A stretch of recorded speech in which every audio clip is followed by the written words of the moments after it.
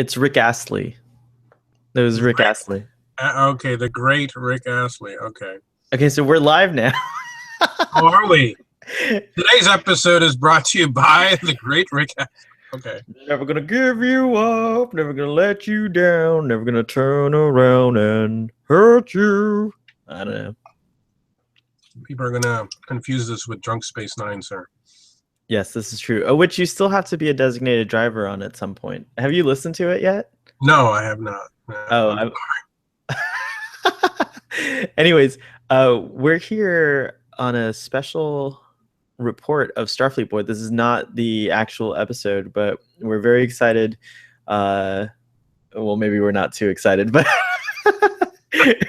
we want to react publicly to the latest trailer for Star Trek Beyond, which just dropped today, right, this morning. Was it this morning or yesterday? It might have been yesterday. We might be late. Yeah, well, it's the weekend. We're catching up. We're catching up. So I'll let you start, Doctor, and I'll chime in after you. Well, it was better than the last one, but I have to admit, it doesn't. I mean, okay, I'm gonna watch any Star Trek movie that gets thrown out there. Yeah, Star Trek has a built-in audience. You're right, and I'm part of that built-in audience. I'm built into the audience. Having said that, that trailer doesn't really get me any more excited than I already was. I still don't know what the hell it's about. It still has those aliens from Stargate.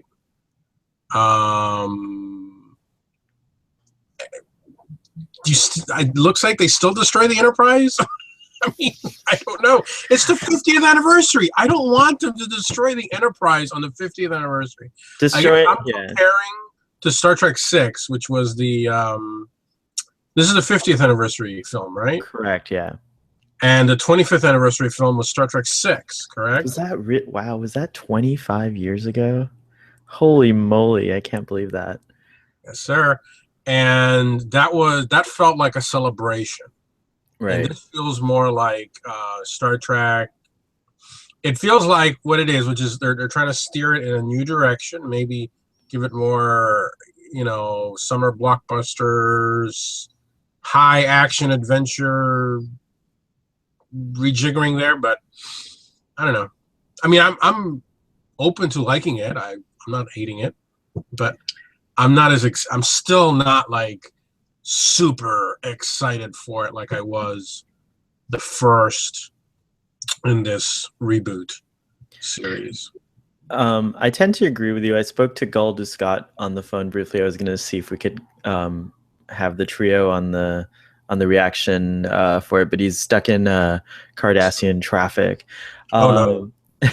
And he felt the same way. I tend to feel the same way. I'm a little confused. I don't really know what the movie is about. Not that you need to know what the movie's about in a trailer, but all we're seeing is pretty much the same footage from the previous trailer with a few new additions. And they changed the tone because the fan reaction to the previous one was so terrible. So they're like, oh, we're going to make this one more like a traditional trailer with like dramatic music and, some poignant moments, but it still doesn't feel like we know what this movie's about. Or I guess maybe we're not excited about this movie. And I certainly want to get excited about a Star Trek movie, and I agree with you 100%. Like, it's not a 50th anniversary Star Trek movie. It doesn't look like something worthy of the 50th anniversary. And if they're showing us the Enterprise being destroyed in the trailer, I can only hope that that's not the coolest thing that's going to happen in the movie. But it's kind of scary. You're like, why are you showing us the Enterprise being destroyed? Like, why is that not being saved for the movie? And I don't know, it's just a little, I don't think it's hitting the marks that I was hoping it would. No, I mean, I'm a little I like to. I mean, it seems I'm taking off my badge. I'm going rogue. Oh gosh, is that a Star Trek erection quote you're doing there? Oh, oh. The trailer for this movie actually reminded me of Star Trek Insurrection, and you know, that's kind of. It's not that bad. I love. By the way, on the record, I really love Star Trek Insurrection. I don't think it's definitely not my favorite movie, but it's not the worst. Well, I don't know. That's a whole other podcast. Whole other conversation. Oh yeah, but I am heartened that apparently the Enterprise is not completely destroyed because the saucer section seems to be intact. That's not the saucer section, Doctor. That is a ship. I watched it carefully. It looks like the NX-01. It's like a class. It's a ship that's the same class as the NX-01. Wait. But the saucer that Kirk is sliding down and he's shooting with the phaser, doesn't it say Enterprise on it? Oh, that scene. Oh, I'm sorry. My bad. I thought you were talking about in another scene. It looked like I thought you thought the saucer separated. No. I mean that the saucer section apparently, a la Generations, crashes into the planet, and then Kirk and I think it's Chekhov are sliding down they break through the view screen, they crash through it, and as they're sliding, Kirk is firing at whomever is on board the ship, and it looked like it was the Enterprise. So I guess in theory you can at least somewhat recover it, but are they purposely echoing something from each of the previous? Right, because in Star Trek 3, we lose the Enterprise, which it's a glorious, like, that's such a great, you can't, I don't know, maybe they are, maybe, and it kind of makes sense because if we're to believe that, history is repeating itself, but there's like a lot of differences now because of the timeline having been changed by Spock and crap. The Romulan. Nero, thank you. So we're to believe that, things can still happen the same, but just different, and so that's why it was supposed to work in Into Darkness when Kirk ends up saving the Enterprise instead of Spock, like in Star Trek 2, and so it didn't work for me, but that's what I think they were hoping for. So yeah, maybe, this is supposed to parallel Star Trek 3, the search for Spock in a sense, and we lose the Enterprise. Which means that maybe at the end of this movie, we get a newer, cooler looking Enterprise with the more of a profile that looks like the Enterprise, Oh, no, we don't. We can't get that. That has to be at the end of Star Trek 4. That's true. Oh my gosh. So, but where's the wisdom in this? Star Trek 4 for the new crew will be they're going to have to voyage into the past to save puffins because an alien probe will come that has puffins, that's talking to puffins, a specific bird, kind of goofy bird. And henceforth, there's going to be a special section on all future ships where puffins will serve as navigators. And which is really bad, actually. Yes. Because I understand that puffins are not very good. Well, I don't know. Apparently, so did you see what I posted, the whale navigators? I did. Life pods. I did. I saw that, and I was very happy about that. I'm expecting to see those giant life pods in this film in Star Trek Beyond. Giant whale life pods, just Oh man. Giant whale life pods. Yes, need them. But the scene where Kirk is speaking to McCoy, and McCoy is acting as the bartender.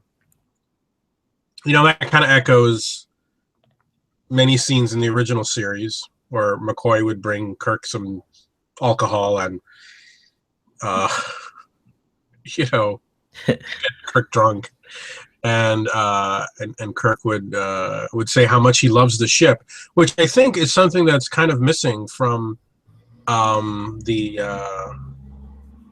this movie iteration. Is really the original series is a love story between a man and a ship. Yeah. Kirk loves the ship. Not even it's not even the crew; it's the physical ship that he loves. Well, he loves his crew, but yeah, you're right. He's very attached. He treats the ship like a lady, and he kind of, it's in many ways, Kirk has chosen to marry his career as a starship captain, and the personification of that marriage is his, is the Enterprise, and it's always been a beautiful story. And you're right, we don't really see that. One can argue that in Star Trek Into Darkness, the fact that he would go in and try to realign the matter reaction thing in the engineering, shows he would sacrifice himself to save the ship and the crew. So there is a hint of it, but you're right, it's not quite as poetic or as romantic as it was illustrated in the original series. Yeah, so I think, again, going back to the fact that it's the 50th anniversary film, let's think about Star Trek 6. How many lovely shots did we get of the Enterprise A just traveling through space, and even the Excelsior. I mean, it was a celebration of those ships. I mean, us fans, we love those ships. Yeah. I don't know why they're thinking, let's blow up the Enterprise in this film. I know it's a really pretty retro version of the ship too, and I thought it would definitely get a little bit more life. We'd get some more life out of it than 3 movies.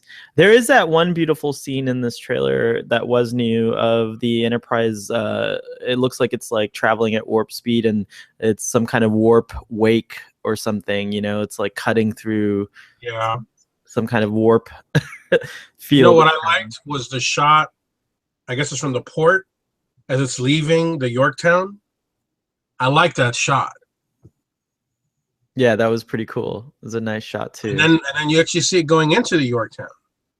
Right, wait. The Yorktown station? Yes. How do you know this already? Know what? What is the Enterprise in there? Yeah, but I didn't even know they don't mention it's the Yorktown station. Well, there's an interview with Simon Pegg, and he identified it as the Yorktown. It's a station that it's a Federation base that is on the very edge of the Federation, okay? And they've constructed it as a place so that different ships that are on these, long distance missions, they can kind of rendezvous there, and they can kind of exchange information that they've learned from visiting all these different planets that they've been on these missions. So this is the very edge of known space, and it's sort of like it's like Deep Space Nine in a sense. It's like Deep Space Nine, and it seems to be almost like a Dyson sphere of some sort. I mean, it's definitely. It was a very interesting looking structure, and I thought it was cool because there's a scene where they're the docking clamps or whatever unlocking, and then they show the Enterprise launching from from the station, and that was kind of a neat thing. So I mean, there are things that are kind of interesting, and when we finally go and see this movie, hopefully the pace is not like a Fast and the Furious movie, and more like a Star Trek movie where you get to enjoy some of these epic, it's these are gigantic ships. They're they shouldn't be they shouldn't necessarily always be shot, I think, in a way that the same way you would shoot, a fast car. What do you think? No, I agree. I agree 100%. I mean, what did you think about the fact that they reused footage from the first film when the Enterprise is when Kirk's on the motorcycle. Oh yeah, I thought they were trying to hit some kind of sentimental note, or maybe even try to, I don't know, give a sense of continuity here, because obviously Kirk is going through some kind of crisis where he doesn't, that might be, another parallel is that, in Star Trek 2 and 3, um, Star Trek 2 mainly is Kirk's kind of like, he's getting old. He doesn't really know if he's accomplished, what he wanted to, and things like these kinds of themes come up. And then Spock gives him the Tale of Two Cities, of course, and there's like it's just beautifully done. There's nothing really like that in No, there isn't. Star Trek Into Darkness, but here there's a hint of it where he's talking about like how he basically became a Starfleet captain on a dare, and what does he His accomplish? father, and and I think I read in the interview again, the interview with Simon Pegg, where Kirk has now reached an age where he's older than his father was. So he's lived longer than his own. He's lived longer than his father, and I guess maybe he feels like he's been doing something for his dad. And the dialogue in the trailer indicates that it's time for him to find himself and not just live up to, what is it? What's that? Is it the 5 seconds or 5 minutes? His father in saving the ship against Nero. Yeah, it was like, George Kirk did more in 5 minutes than most Starfleet captains ever do. And but I mean, when you're in service and you're, faced with something like that, I mean, there's not a lot of humans that wouldn't, if they saw that there was no other way, to save their loved ones than to sacrifice themselves. I think most of us would make that sacrifice. So, it's a noble thing that George Kirk does. And, but Kirk has always been interesting because, one thing that we love about Captain Kirk is that like, he just like, even death doesn't seem to be an obstacle, for Captain Kirk. He's supposed to be someone so extraordinary that he even, what's that? He doesn't like to lose. No, he doesn't like to lose. And he thinks there's always a way to win the no-win scenario. And that's, that's something that's amazing about Kirk. And it's that perseverance and that drive that I think is fascinating about him. But it is good to see that the character is not, swimming in this like ego, so he has doubts about himself, and he doesn't realize, how great he actually might be.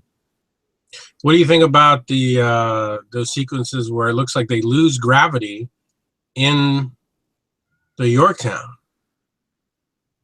Yeah, like it's, I don't know. It kind of looks like Inception almost, because the buildings are all at weird angles. Yeah. People are flying and cool. I mean, again, cool scenes. Like the snippets are really neat. But I just Star Trek. What's that? Is it Star Trek? I mean, that's what we're gonna have to find out. I mean, those of us who are gonna see this movie, as you said, whether the trailer is enticing or not, we'll find out how good this movie is come. What is it? The launch date? I have no. It's this year. I imagine. Oh no, I can't remember. This is the summer. Let's find out here. Let's see. Star Trek Beyond release date. Oh, July 22nd. It's coming up very quickly.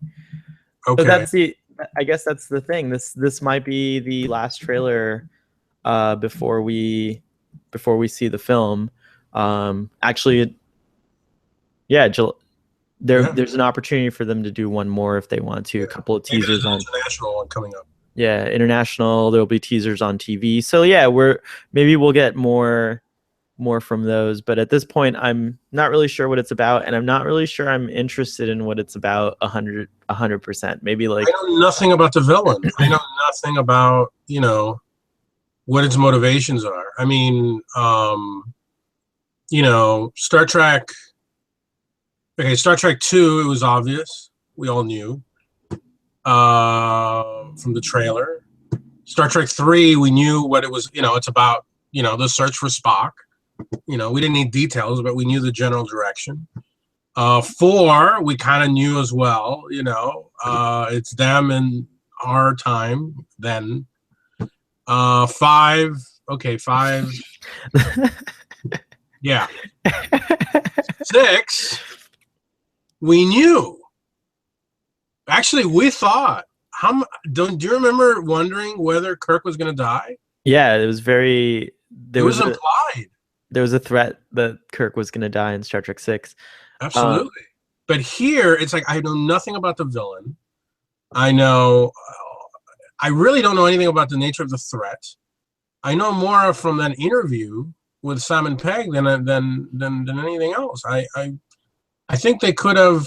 It's like you said. They kind of gave us a few Star Trek-y shots, like Kirk walking down the corridor, and the releasing of the clamps from the Enterprise, and shooting out, and that's very evocative of classic Star Trek imagery. But we still just don't know anything about what is the basic plot, other than they crash on some unnamed planet and some unnamed aliens attack them for unknown reasons. Right, and we know we have a possible ally from one of the aliens, and one of the aliens says, "I know why we're all here," and it's like, again, okay, that's great, but I don't know. I mean, give us a name at least. So they're like, they're hoping that I think the point of a trailer is that whether you know what the story is about generally or not, you're enticed. You're excited. Oh, I don't know what this movie's about, but I'm excited. I didn't get that from this trailer. Yeah. No, I didn't either. Because there's been plenty of trailers. I can't think of one off the top of my head, not necessarily for Star Trek, where you watch a trailer and it's just a bunch of random images. Oh, a good one for that Godzilla's trailer. I remember it just being images, but there was like a heartbeat to it. There was like a pacing. There was like a kind of a thing, and you really didn't even see Godzilla or anything. You just heard like a roar, and it was an exciting trailer. And I think this trailer just shows you.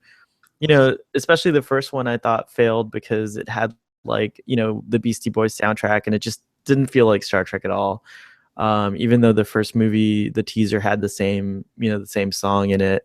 And that's just it. Like, show us something new, get us excited, show us something enticing. If there's a mystery, make sure that it's not just, that it's exciting and that it hooks you in.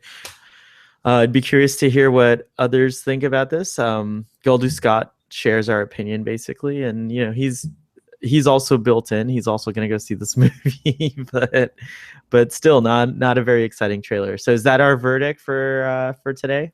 I get. Do we want to rate it with our star system? So on a scale of 1 to 10, what would you give this trailer? I'd give this a 2. Yeah. I was thinking the same number, so 2 stars for this trailer, and the first one got half a star, so perfect. It's an improvement. Improvement, yes. Dare we speak about the teaser for? Yes, actually, we dare. So, yes, earlier this week, I think it was Friday, maybe, or Thursday. No, it was Thursday. We got a little, and by the way, I already talked about this with Gul Duskat on Drunk Space Nine. Oh, okay. Oh, I need to watch that then. Yeah, you have to hear it. It's a podcast. It's not actually video, that show. So, okay. Anyways, but also a little underwhelming, I thought. But a lot of cool, interesting little teasers, like for example. The fact that they allude to new crews, plural, that was something that stood out, and makes me wonder what the format of the show is going to be. Kind of made me sad because that also implies that we're not going to just follow the crew of a new Enterprise. I know, yeah, that was disappointing to me as well, and that's another thing about this 50th anniversary, that bugs me is the disjointed quality of it. You know, you've got the movie, and the movie clearly has nothing to do with the show. And I'm not used to that with Star Trek. You know, Star Trek has always been so, you know, it's never been fragmented like this before. The last time we had a major anniversary was, I guess, the 30th, where we had the different Star Trek shows devoting an episode to celebrate. DS9 had Tribble's episode, and Voyager had the episode where they brought back Sulu. And I don't remember if there was a movie or not. There might have been, but you bring up a really great point. Like, this is reminiscent of this is like a Doctor Who anniversary. Well, yeah, or like Doctor Who and Doctor Who. Yes. Yes. It's like a Doctor Who anniversary. We haven't had a proper Doctor Who anniversary in a very long time. I would say since the Five Doctors back in 1985. But Star Trek, I am used to it having a proper anniversary where, you've got the shows lining up. I mean, obviously we don't have a show right now, but I don't know. It just feels kind of empty to me. It feels kind of sad. It's weird to have a TV show that isn't going to. The new Star Trek films, whether you like them or not, they are part of the continuity in my mind. The same kind of continuity. It's just an alternate universe. It's an interesting kind of thing that happens there. So when the show when this new show came on, I understand they're like, okay, well, we're gonna what's going on in the universe that we all came from, the universe of pre change of timelines or whatever. But this doesn't feel like even that. It feels like they're going in a completely different direction. I thought it was weird that the trailer for the TV show had like the same kind of planet sequence that was at the end credits of the new J.J. Abrams reboot films. It looked familiar, yeah. It looked kind of like that. And then I liked the reveal of, I guess the new logo, but it's very retro, so it's hinting at like the original series influence there. And yet I think there was a report saying that it's gonna take place in the original film era, so red uniforms with the more militaristic looking uniforms like in Star Trek 2 through 6. Do you think that squares with what the teaser says, which is new villains, new heroes? It's emphasizing new. Yeah, it doesn't. The past, then obviously we're going to have Klingons and Romulans and a lot of familiar territory. Right. And so, yeah, it doesn't really square with that. So maybe that's just a rumor. Yeah. And doesn't have a lot of basis. But I mean, I am more excited for the Star Trek TV show than I am for Star Trek Beyond. I have to say. And why is that? Well, I just think that, like, for me, Star Trek should live on television. It's nice to have Star Trek films, but if you don't have Star Trek every week, I think you can't develop characters the way you ought to. Like, it's, the nice thing about the reboot films is that we have a built-in history for these characters. Like, whether it's an alternate timeline or not, we know a lot about Kirk and Spock, and that's why the movies do work, because we're bought into the characters, and I think that's an interesting thing too, that the characters themselves have transcended whatever actor plays them, because I think for the most part presenting these new actors playing these traditional roles was very successful, and most fans ate it up and kind of accepted it, especially with the first film. That being said, it is more exciting to have a new crew, and the Next Generation, I think, got shafted. They should have had more films. They should have had a more, I think, a more appropriate sign off. I think the decision to kill Data without bringing him back in some way, was something that, I think it just fell apart. Like there's a lot of loose ends now for the Next Generation, and it's kind of sad because even though the show is very complete, and then you could kind of stop at First Contact and you're fine. Like you could say like, oh well, that's Star Trek First Contact was the last Star Trek The Next Generation film. I love Nemesis. I love Nemesis too, but I'm in the minority. I love Nemesis. No, I love Nemesis too, but it begged for more. One more film is what it kind of begged for, Well, and after First Contact, you can kind of say, "Oh yeah, nothing. Right. It's over." I feel like First Contact is, yeah. Okay, we've thus far in our lifetime seen the return of Doctor Who. Mm-hmm. We've just recently seen the return of Star Wars. Mm-hmm. Full force in the pop culture landscape. With this new Star Trek show,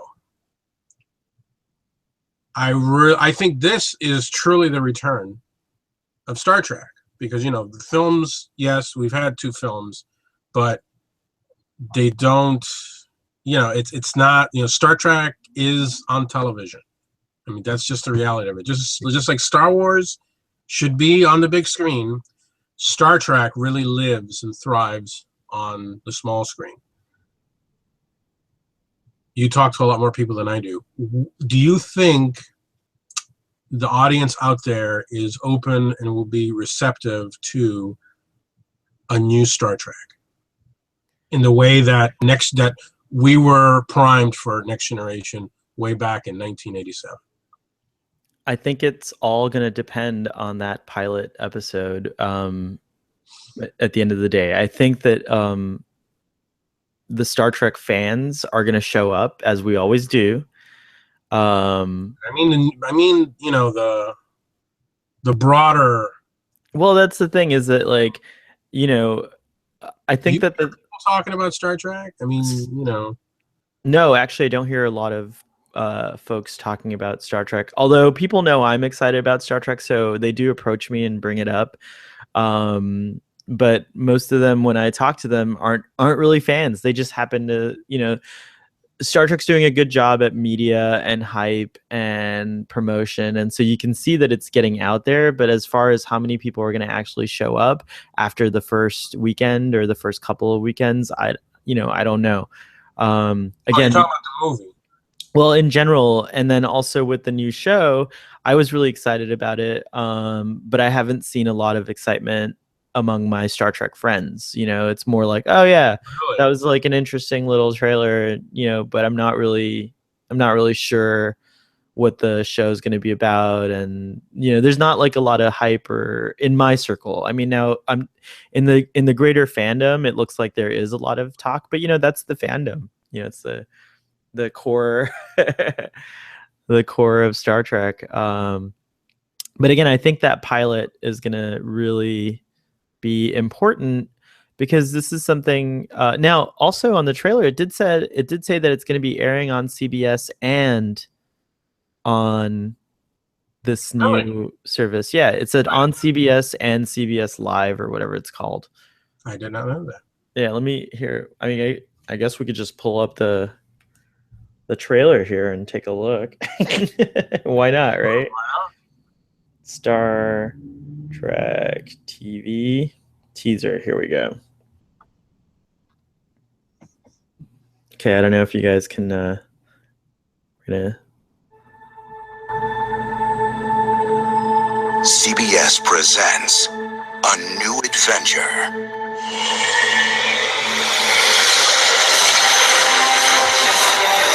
Music's cool.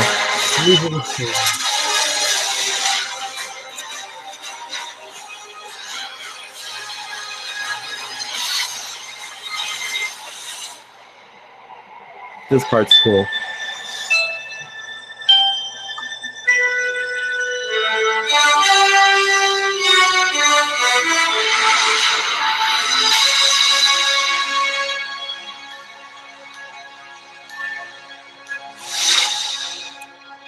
premieres 2017 on CBS and coming to CBS All Access.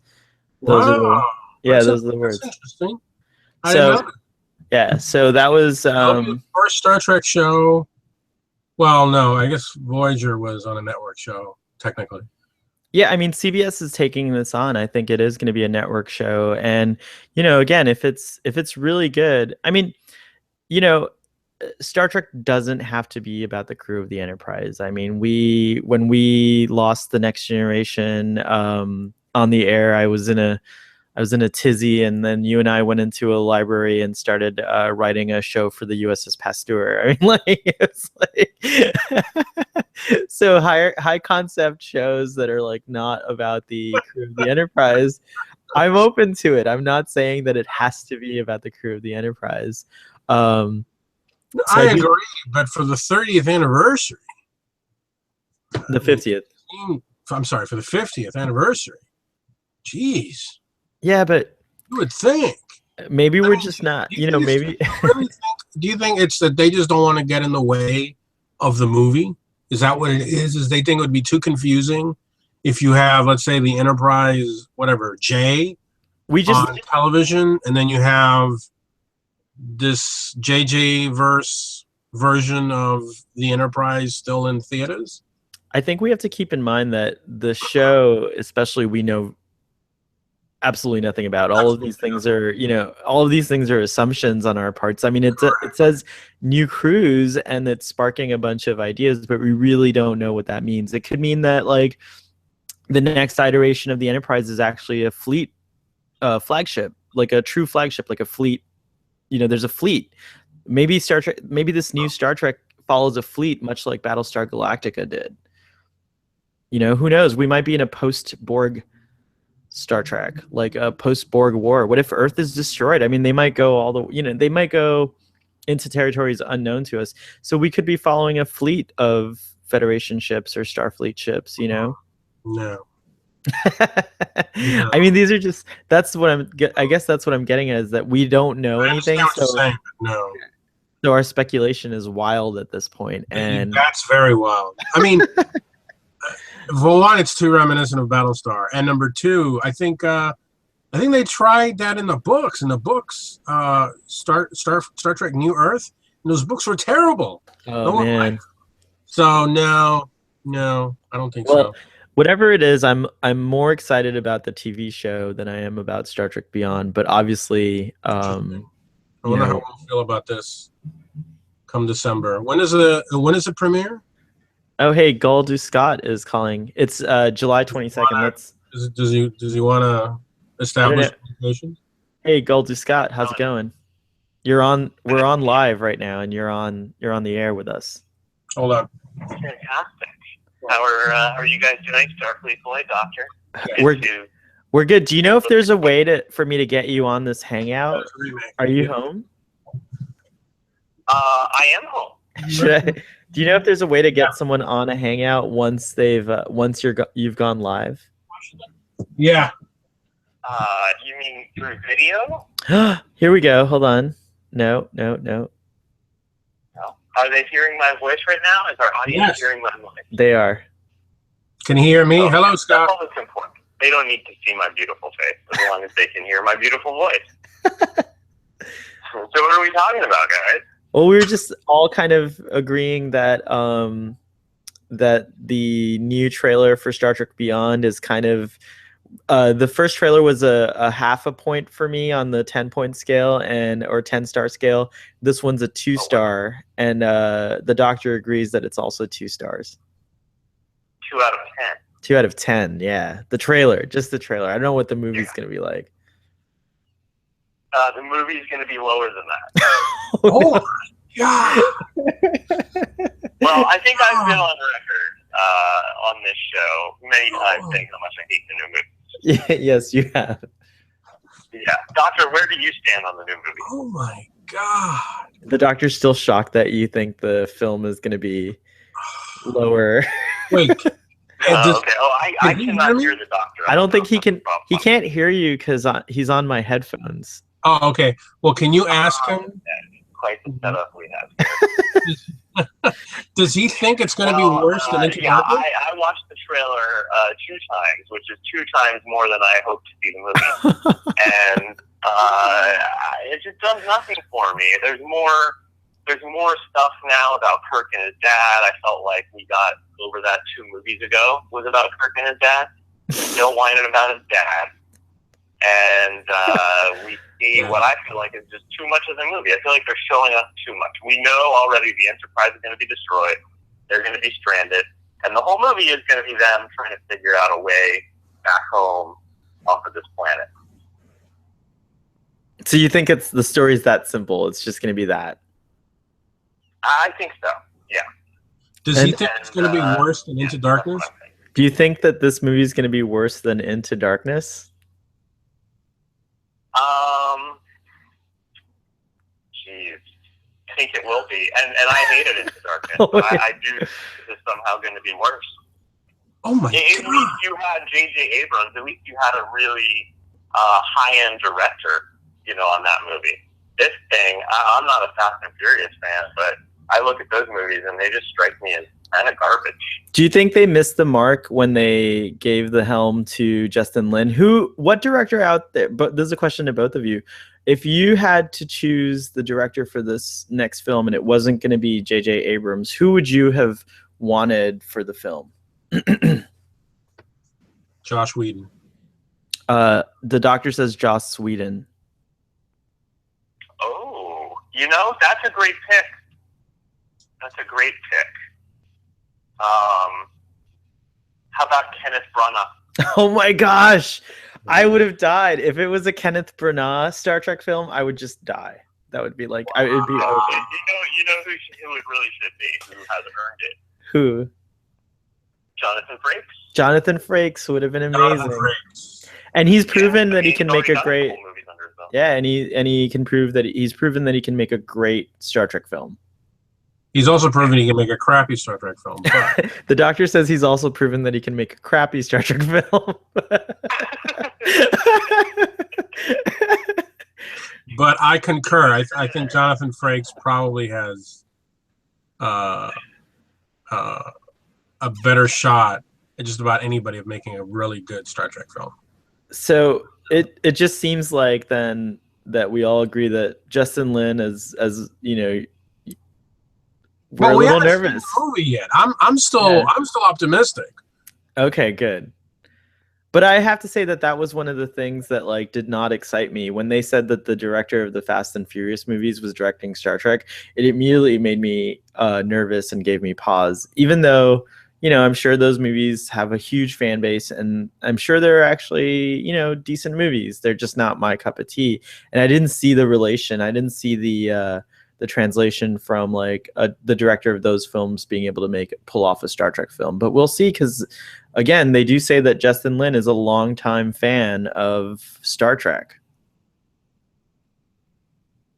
But I mean, we've had I think we've had directors who were not longtime fans make excellent films, because Nicholas Meyer knew very little about Star Trek, and Stuart Baird. Oh, did we lose Gul Duskat? No, he's. I think he's absorbing what we were talking about. Gul Duskat, are you still there? Me? Yeah. Yeah. No, I'm still here. I was just letting you guys speak, but you said you're. What did you say? You were a little bit nervous. Yeah, just from the announcement of Justin. No, I was agreeing with you that I was also nervous about the directing, the choice of director. But we'll have to see. Yeah, I would say I'm more than a little bit nervous. I would say, in fact, I'm beyond nervous. Oh, this is going to be a catchphrase now.